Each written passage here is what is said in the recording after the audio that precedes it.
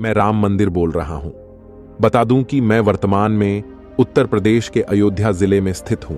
जब भी आप मेरे यहां आओगे तो मैं अयोध्या जिले से 1.6 किलोमीटर की दूरी पर हूं। मेरा सदियों का इतिहास उतना ही प्राचीन है जितना स्वयं अयोध्या का। मैं उस भूमि में निर्मित मंदिर हूं जहां भगवान राम ने देवता रूपी रूप में जन्म लिया था। लेकिन मैं मेरे सदियों के इतिहास को दोहराता हूं तो मेरा निर्माण राजा विक्रमादित्य ने करवाया था। मैं हिंदू संस्कृति के गौरव का प्रतीक बन गया और मेरे यहां भक्तों का आना जाना शुरू हो गया। मेरा आंगन पूरी तरह से उमंगता से भर गया। लेकिन सन 1528 में न जाने रातों रात मुझे ध्वंस कर मेरे ही आंगन में मुगल काल के शासक बाबर ने बाबरी मस्जिद का निर्माण करवा दिया और मेरे ही आंगन में मुझे अकेला छोड़ दिया। मैं दिन रात यही आशा लगाए रहता कि कब जाने यहां आकर मेरा पुनर्निर्माण कराएगा और न कब जाने मेरे यहां पहले की तरह भक्तों की लंबी कतार लगेगी।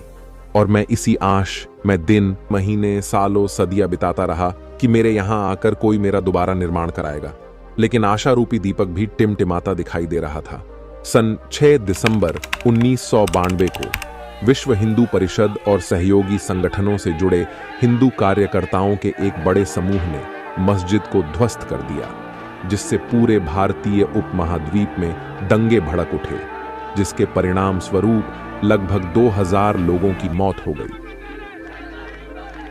और इसी बाबर के कारनामे ने हिंदू मुस्लिम समुदायों के बीच सदियों पुराने तनाव को सुलगा गया और विवाद का बीज बो दिया। हिंदू मुस्लिमों के साथ और मुस्लिम हिंदुओं के साथ मारकाट कर रहे थे। इस विवाद ने कई आंदोलनों को जन्म दिया और चरम सांप्रदायिकता का जन्म ले लिया। लेकिन मैं कर ही क्या सकता था। तभी मेरे यहां राम भक्तों की आवाज बुलंद होती गई और मेरे पुनर्निर्माण की मांग तेज होती गई। लेकिन अदालतों में बहसें चलीं, फैसले आए और विवाद सुलझने के बजाय और भी उलझते चले गए। 90 के दशक में राम जन्मभूमि आंदोलन ने जोर पकड़ा। लाखों राम भक्तों ने एक साथ आवाज उठाई। संघर्ष और हिंसा के दौर से गुजरते हुए सितंबर 2010 में इलाहाबाद उच्च न्यायालय ने इस दावे को बरकरार रखा कि मस्जिद उस स्थान पर बनाई गई थी जिसे राम का जन्म स्थान माना जाता है और राम मंदिर के निर्माण के लिए केंद्रीय गुंबद की जगह दे दी गई। मुसलमानों को मस्जिद के निर्माण के लिए स्थल का 1/3 क्षेत्र भी दे दिया गया। बाद में इस फैसले के खिलाफ सभी पक्षों ने सुप्रीम कोर्ट में अपील की, जिसमें 5 जजों की बेंच ने अगस्त से अक्टूबर 2019 तक टाइटल सूट की सुनवाई की। 9 नवंबर 2019 को सुप्रीम कोर्ट ने इसे रद्द कर दिया। आखिरकार 2019 में सुप्रीम कोर्ट ने ऐतिहासिक फैसला सुनाया। राम जन्मभूमि पर विवादित स्थल राम मंदिर ट्रस्ट को सौंप दिया गया। इसने सरकार को सन 1992 में ध्वस्त की गई बाबरी मस्जिद के स्थान पर उत्तर प्रदेश सुन्नी सेंट्रल वक्फ बोर्ड को वैकल्पिक 5 एकड़ भूखंड देने का भी आदेश दिया। अयोध्या से 18 किलोमीटर और मूल बाबरी मस्जिद स्थल से सड़क मार्ग से 30 किलोमीटर दूर है। मस्जिद का निर्माण 26 जनवरी 2021 को शुरू भी कर दिया गया था।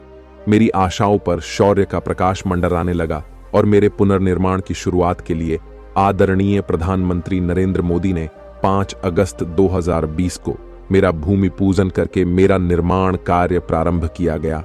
लाखों राम भक्तों की आंखों में आंसू थे। उनकी आस्था को मूर्त रूप मिल रहा था। सदियों से मुझे बेसब्री से इंतजार था उस घड़ी का जब मेरे ही आंगन में भगवान राम विराजमान होंगे और भक्तों की लंबी कतार होगी। और वो दिन आ ही गया जब मेरे ही ट्रस्ट ने 22 जनवरी 2024 को उद्घाटन की तिथि निर्धारित की। बता दूं कि यह सिर्फ मेरी ही नहीं बल्कि धर्म, इतिहास और सांस्कृतिक विरासत की जीत है। मेरे निर्माण से लेकर विध्वंस और विध्वंस से पुनर्निर्माण की कहानी संघर्ष, इंतजार और आस्था का संगम है। यह हमें याद दिलाती है कि सत्य की विजय होती है, भले ही कितनी बड़ी बाधाएं क्यों ना आएं। मेरा निर्माण सिर्फ ईंट गारे का नहीं बल्कि करोड़ों राम भक्तों के अटूट विश्वास का प्रतीक है। जब भी आप मेरे यहां दर्शन करने आओगे तो मेरे गुंबद में विराजमान श्री राम की मूर्ति को देखना न भूले।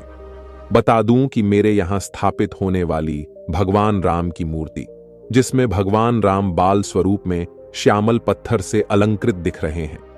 श्री राम जन्मभूमि तीर्थ क्षेत्र के महासचिव चंपत राय ने बताया कि भगवान श्री राम की जो मूर्ति बनी है वह 51 इंच की है और मूर्ति का निर्माण काले पत्थर से किया है। भगवान राम की मूर्ति में राम को कई अवतारों को दर्शाया गया है।